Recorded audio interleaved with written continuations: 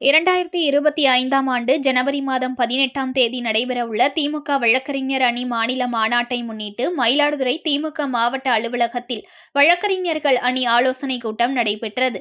மாவட்ட செயலாளரும் பூம்புகார் எம்எல்ஏவுமான நிவேதா எம். முருகன் தலைமையேற்று உரையாற்றினார்.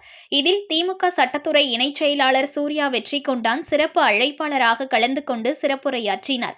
மாநாட்டில் வழக்கறிஞர் அணியினர் 100% பங்கேற்க வேண்டும் என்று அறிவுறுத்தினார்.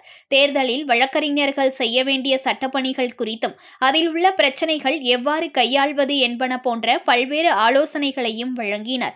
இதில் வழக்கறிஞர் அணியில் இணைந்த மாற்றுக் கட்சி வழக்கறிஞர்கள் 3 பேருக்கு சால்வை அணிவித்து மாவட்ட செயலாளர் நிவேதா முருகன் வரவேற்றார்.